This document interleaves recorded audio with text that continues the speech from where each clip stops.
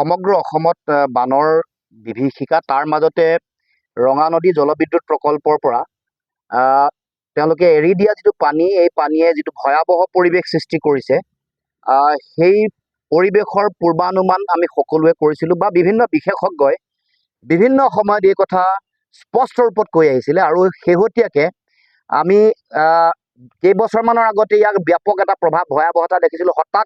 হঠাৎ পানী খুলি দিয়াৰ ফলত নামনি অঞ্চলত থকা ঘৰ জীৱ জন্তু গোটেই তাৎক্ষণিকভাৱে উটুৱাই লৈ গৈছিল আৰু এতিয়াও যোৱা এই বৰষুণৰ সময়ত ৰঙা নদী জলবিদ্যুৎ প্ৰকল্পৰ পৰা পানী এৰি দিয়াৰ ফলত আমি দেখিবলৈ পাইছোঁ যে নামনি অঞ্চলত ব্যস্তৰ ক্ষতিসাধন হৈছে।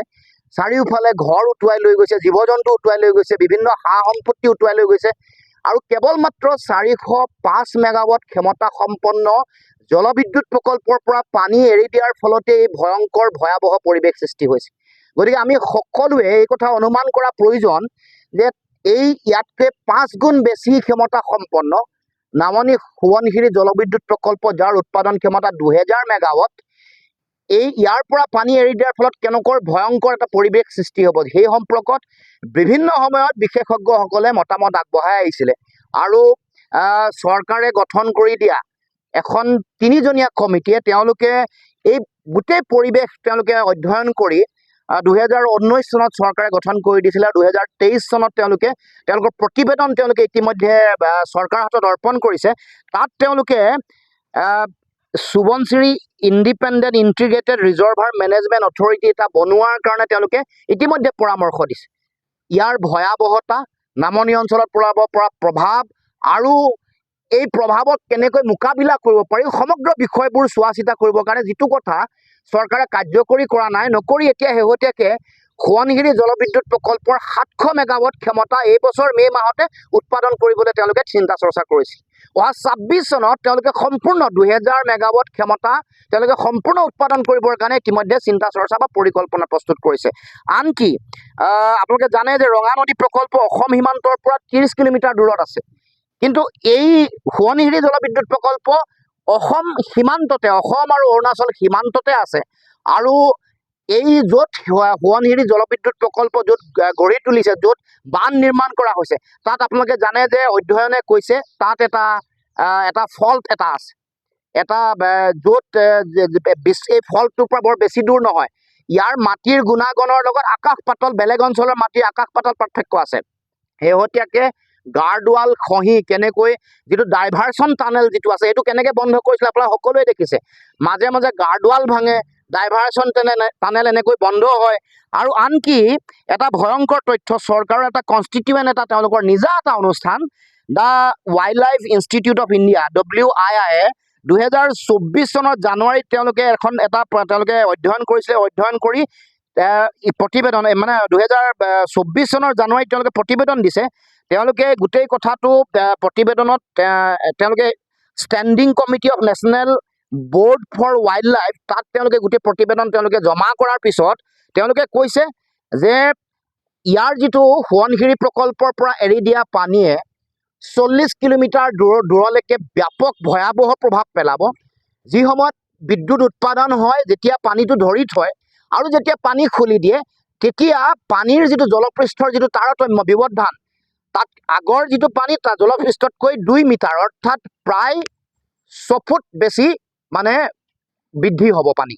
6 ফুটতকৈ 6.5 ফুটতকৈ বেছি পানী বৃদ্ধি হ'ব আগৰ জলপৃষ্ঠতকৈ আৰু গোটেই পানীৰ যিটো সামূহিক উচ্চতা সেইটো হ'ব 6.75 মিটাৰ, তাৰমানে প্ৰায় 20 ফুট ওখলৈকে পানী ওপৰলৈ উফন্দি উঠিব আগৰ যিটো জলস্তৰ আছিলে। তাৰমানে ভয়াৱহতাটো আৰু কৈছে যে দুলুং সোৱণশিৰি যিখন বন্যপ্ৰাণী অভয়াৰণ্য আছে তাত থকা যিসমূহ হাতী আছে বা আন বনৰীয়া জীৱ জন্তু, হাতীৰ পোৱালি তেওঁলোকে এলিফেণ্ট কৰিডৰেদি আহিব নোৱাৰে, তেওঁলোকক উটুৱাই লৈ যাব বুলি কৈছে।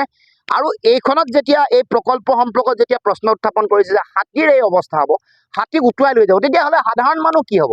তাৰ নামনি অঞ্চলত বসবাস কৰা সাধাৰণ মানুহৰ জীৱন আৰু সম্পত্তিৰ নিৰাপত্তা কি হ'ব সেই সম্পৰ্কত প্ৰশ্ন কৰোঁতে তেওঁলোকৰ চৰকাৰৰ যিখন তেওঁলোকৰ the wild life institute of India তেওঁলোকৰ যিসকল বিশেষজ্ঞ তেওঁলোকৰ যিখন কমিটি তেওঁলোক নিমাত আছে।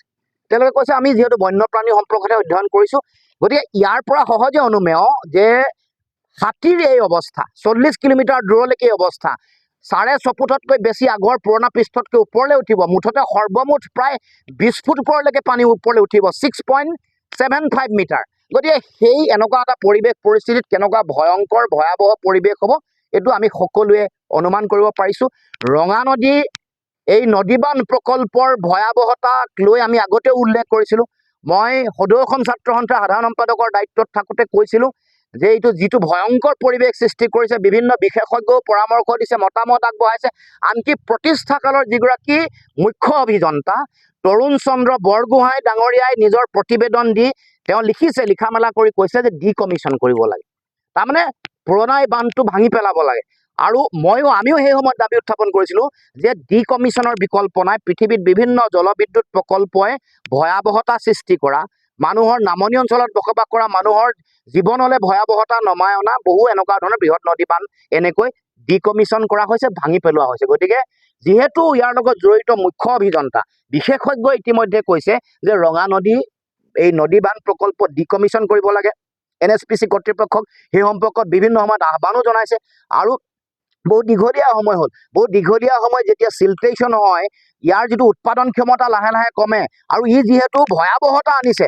আগতে কেতিয়াও এই অঞ্চলসমূহত ৰঙা নদীৰ নামনি অঞ্চলত কেতিয়াও এনেকুৱা ভয়ংকৰ প্ৰলয়ংকাৰী বানপানী কেতিয়াও হোৱা নাছিলে। এইটো যে নদী বান্ধ সৃষ্ট এইটো স্পষ্ট। সেইকাৰণে এই যিটো অবিজ্ঞানসন্মতভাৱে গঢ়ি তোলা এই নদী বান্ধ প্ৰকল্প ডিকমিশ্যন কৰি নামনি অঞ্চলৰ মানুহৰ জীৱন আৰু সম্পত্তিৰ নিৰাপত্তা নিশ্চিত কৰক। দিবাং ভেলীটোৱে কিন্তু আমাৰ উজনি অসমত বিশেষ প্ৰভাৱ বেছি ডাঙৰ, এইটো আপোনালোকে সকলোৱে জানে। ডিব্ৰু-চৈখোৱাৰ পৰা আৰম্ভ কৰি কাজিৰঙালৈকে এটা পুৰণা প্ৰতিবেদন আছে যে এই 3000 ক্ষমতা সম্পন্ন দিবাং জলবিদ্যুৎ প্ৰকল্প যেতিয়াই সম্পূৰ্ণ উৎপাদন ক্ষম হ'ব, যেতিয়াই ফুল্লি কমিশ্যন কৰা হ'ব, যদি কিবা কাৰণত যদি ভাঙে ইয়াৰ ইণ্টেনচিটি কেনেকুৱা হ'ব এই কথা ইতিমধ্যে 7 মিনিটত ডিব্ৰু-চৈখোৱা নিশেষ কৰিব বুলি কৈছে। নহয় 7 মিনিট নহয়, 2-3 মিনিটত ডিব্ৰু-চৈখোৱা নিশেষ হ'ব আৰু 7 মিনিটত গৈ কাজিৰঙা পাবগৈ বুলি কৈছে। আৰু ইয়াৰ উচ্চতা এটা পানী যিটো জলস্তৰ তাতকৈ বহু মিটাৰ ওপৰলৈকে পানী আহিব। গতিকে দিবাং জলবিদ্যুৎ প্ৰকল্প এনেও শদিয়াৰ গোটেই অঞ্চলটোৱে নতুনকৈ সৃষ্টি হোৱা অঞ্চল। তাৰ মাটিৰ গুণাগুণ চাব, একেবাৰে বালিয়া মাটি, বৰ বেছি দিন হোৱা নাই, কোনো ধৰণৰ শিল থকা মানে টান মাটি নহয়। গতিকে তাৰ ওপৰত দিবাং ভেলী প্ৰকল্প হৈছে, তাৰ পাদদেশত তলত আছে এটা বালিচহীয়া মাটি আৰু নতুনকৈ সৃষ্টি হোৱা এটা অঞ্চল। তাৰ পিছত আছে ডিব্ৰু-চৈখোৱা, আমাৰ ঐতিহ্য আৰু আমাৰ সম্পদ। তাৰ পাছত আছে কাজিৰঙা, য'ত এশিঙীয়া গড় থাকে। আমাৰ জাতীয় সম্পদসমূহৰ ভৱিষ্যতলৈ ভয়াৱহতা মাতি আনি আৰু আমাৰ সমাজ, আমাৰ মানুহলৈ ভয়াৱহতা নামি আনি দিবাং জলবিদ্যুৎ প্ৰকল্পটো তেওঁলোকে বনাবৰ কাৰণে ইতিমধ্যে সিদ্ধান্ত গ্ৰহণ কৰিছে, কাম কাজ আৰম্ভ কৰিছে। ইয়াৰ ভয়াৱহ ভৱিষ্যত আমি সকলো যিমান জলবিদ্যুৎ প্ৰকল্প আছে অৰুণাচলত, সকলো জলবিদ্যুৎ প্ৰকল্পৰ নামনিত আমি অসম আছোঁ। তাৰমানে আমি এটা ভয়াৱহ পৰিৱেশ পৰিস্থিতিৰ মাজত আছোঁ। সেইকাৰণে বহুদিনৰ আগতে বিশেষজ্ঞসকলে কৈছিলে যিটো সকলো বান্ধে সামূহিকভাৱে নামনি অঞ্চলত পেলাব পৰা প্ৰভাৱ, কিউমিলেটিভ ডাউনষ্ট্ৰীম ইম্পেক্ট ষ্টাডি কৰিব লাগে। প্ৰতিটো বান্ধে সেই প্ৰতিটো অঞ্চলত পেলাব পৰা প্ৰভাৱ নামনি অঞ্চলত, তাৰমানে ডাউনষ্ট্ৰীম ইম্পেক্ট ষ্টাডি প্ৰত্যেকৰে কৰিব লাগে, কৰিহে সিদ্ধান্ত গ্ৰহণ কৰিব লাগে। সোৱণশিৰি যেতিয়া অধ্যয়ন হৈছিলে তেতিয়া ডেমটোৰ ডিজাইন সলনি হৈছে। ডেম ডিজাইন সলনি হোৱাৰ পাছত তেওঁলোকে দলৈকে কাট অফ ৱাল দিছে, গাৰ্ড ৱাল দিছে। তাৰ পাছত তেওঁলোকে ডেম ডিজাইন সলনি কৰাৰ পিছত তেওঁলোকে নতুনকৈ মানুহৰ মাজত জনশুনানি হ'ব লাগিব বুলি কৈছে। কিন্তু আমি দেখিছোঁ যে সেই সময়ত ইয়াৰ বিৰোধিতা কৰা, বিজ্ঞানসন্মতভাৱে যুক্তিৰে উপস্থাপন কৰা মানুহবোৰ চৰকাৰ কৰা, আনকি বিজেপিও গেৰুকামুখলৈ গৈ সেই সময়ত ৰাজনাথ সিঙে ঘোষণা কৰিছিলে। প্ৰধানমন্ত্ৰী নৰেন্দ্ৰ মোদীয়ে আনকি অৰুণাচললৈ গৈ অৰুণাচলত তেওঁলোকে গৈ কৈছিলে সৰু সৰু ডেমহে আমি পোষকতা কৰোঁ, বানে পোষকতা কৰোঁ, যিবোৰ ৰান অফ দ্য ৰিভাৰ হয়, কোনো ধৰণৰ এনেকৈ ৰিজাৰ্ভাৰ বনোৱা বৃহৎ নদীবান আমি সমৰ্থন নকৰোঁ এই বুলি কৈছিলে। কিন্তু দেখিছোঁ যে এই যে আন্দোলনৰ সময়ত যিসকল নেতা অসম চৰকাৰত আছে, আন্দোলন কৰি যিসকল নেতা কেন্দ্ৰীয় চৰকাৰত আছে, তেওঁলোকে এতিয়া পাভলুটি মাৰি ওলোটা খৰ মাৰি এতিয়া বৃহৎ নদীবান বনোৱাৰ সপক্ষে তেওঁলোকে উঠি পৰি লাগিছে। গতিকে সকলোকে আহ্বান জনাইছোঁ, জীৱন আৰু আমাৰ সভ্যতা ধ্বংস কৰা বৃহৎ নদীবান্ধ বন্ধ কৰিবৰ কাৰণে সকলোৱে যাতে প্ৰচেষ্টা অব্যাহত ৰাখে।